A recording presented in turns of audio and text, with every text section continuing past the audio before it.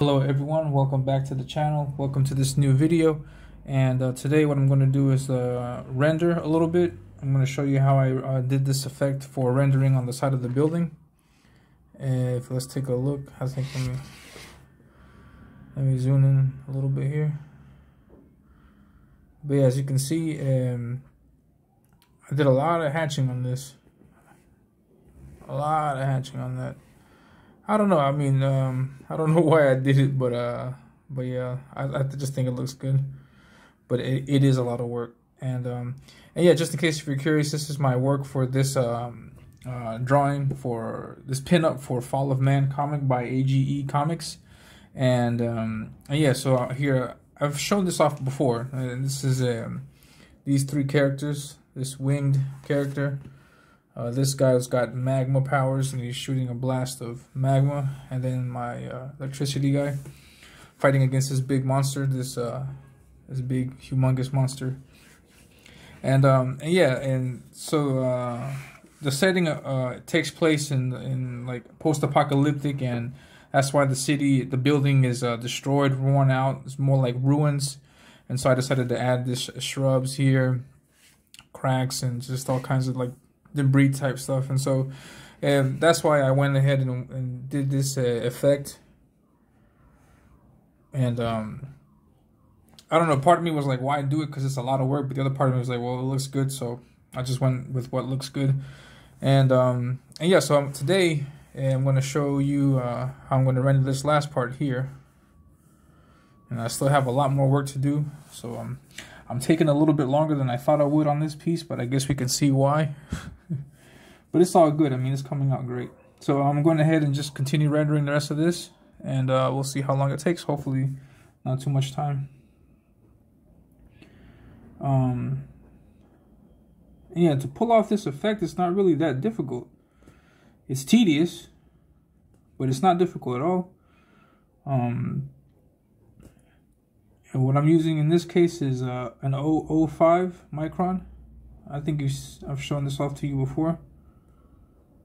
And it's this size, this tech pen. It's a fine line.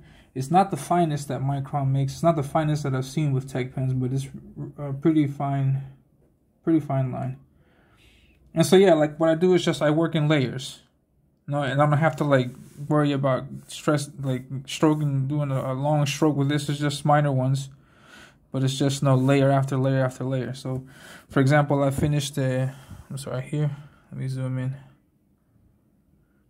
Right here, for example, you can see I finished this bottom layer, then this next layer, and this next layer, and then this one. And so that's what I'll continue doing. I'll continue building up. So yeah, it's the small, short strokes. That's what it is. So just flicking it here.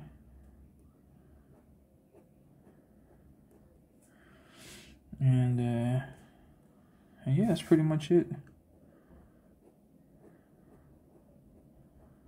To add some variety, I make the length of the stroke different.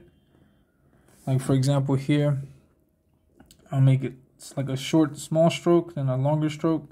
That way it can add that zigzag effect to it.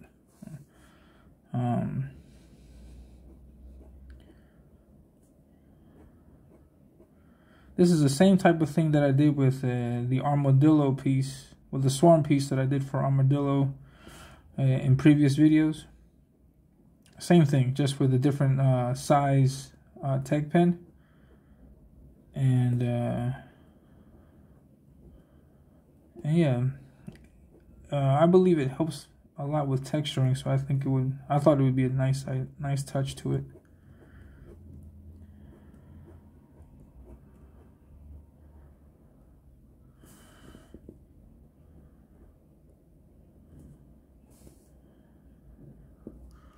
I hope you can see that. But yeah, you can see how tedious this can get. But that's where the greatness lies in the drawing, the attention to detail.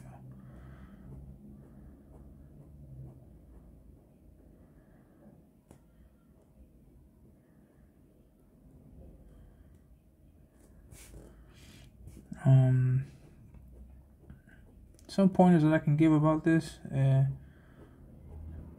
and practice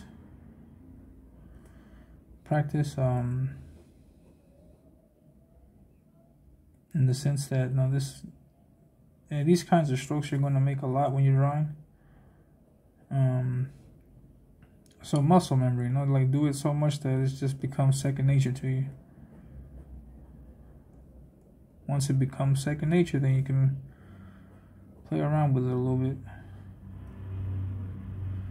I'm going small, then I'm going big again. I see that variety. So it gives a nice little effect.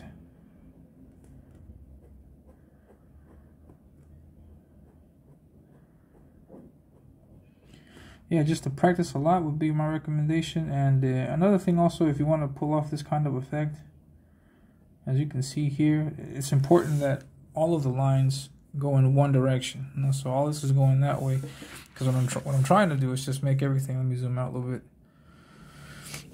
What I'm trying to do is make it seem like everything is going in that direction towards the left. So the lines have to be parallel to each other in that way, so it can pull off this effect. Because what you're really looking at is this. If we tilt the page over, you're looking at that. So it's got to look as if it was going up and down, up and down, up and down. Now, the moment that you start to twist and tilt a little bit, then you start to like mess with the effect, and then it looks a little bit confusing. So yeah, again, it's just practice, putting yourself in the. Oh, I'm very sorry about that. Very sorry about that. But yeah, it's just practice and putting yourself in a comfortable position so you can do this for a prolonged period of time. But yeah, let's continue. Let's go back. This part here.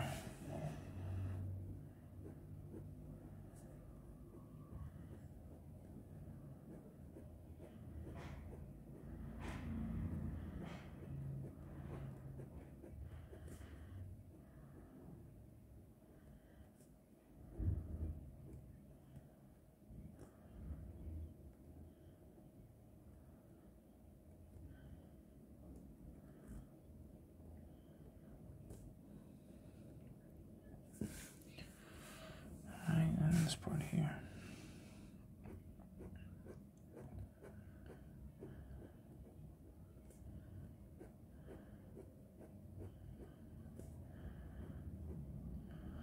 Normally I take about a week to finish a piece, but it's taking a little bit longer than that. Been playing around too much. I got to get down to it and get this done. And just, of course, I hope you know that get this done doesn't mean like sloppily get this done. Let's not just put on the accelerator a little bit.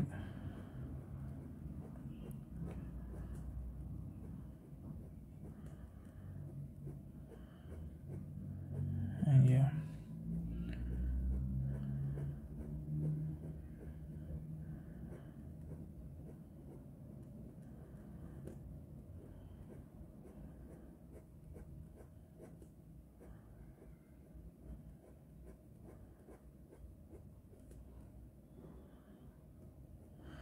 This is the kind of thing that I'm looking to do for my comic.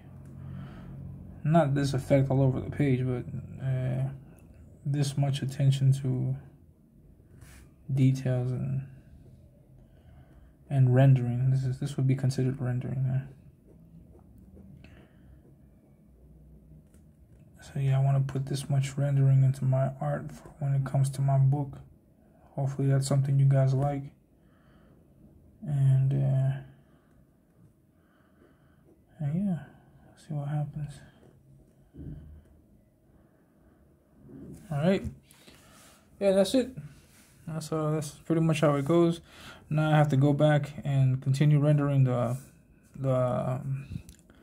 vines and the bricks. In this case, because it's a little bit smaller, I'm going to use these. Sorry. Let me see. Because this is smaller, I'm going to use a bigger pen in this case. This is an O2.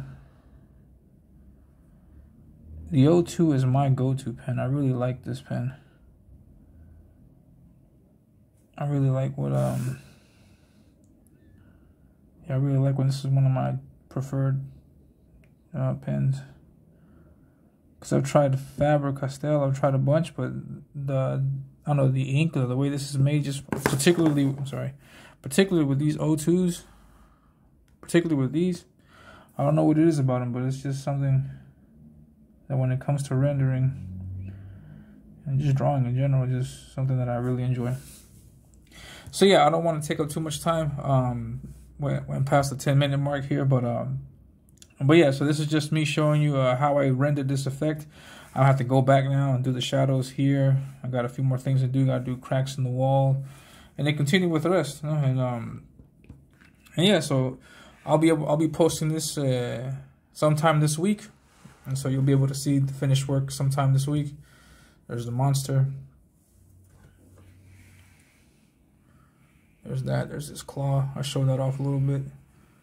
And then this character here. So yeah, so that's it for me today. I hope you liked the video. If you do, please hit the like button. The like button helps out a lot for the algorithm and that stuff, and it helps out, you know, for the channel to grow. So yeah, hit the like button. Also, please subscribe so you can get more videos like this, and I can show you all the little tidbits behind my art. And also a side note: tomorrow night at 10 o'clock p.m. Eastern Standard Time, I'm going to be on Dojo Coon's comics channel at the Shill Shack, and I'm going to be interviewing 3 comic artists. I'm going to interview Joe Ball. I'm excited because I get to meet Joe Ball, and also Jason Bascom and Ink Spots. So I'm going to interview them and hang out with Dojo Coon. And if you're unfamiliar, I've done artwork for Dojo before, and yeah, there's a time-lapse video of Black Eagle and Red Hawk on the channel. Check that out, and you'll see some characters from Dojo Coon Comics that are going to appear in this next campaign. So yeah, please, again, like the video, subscribe. Check me out tomorrow night on Dojo Coon's Shill Shack. And then that'll be it. Thank you very much. Have a great day. Take care.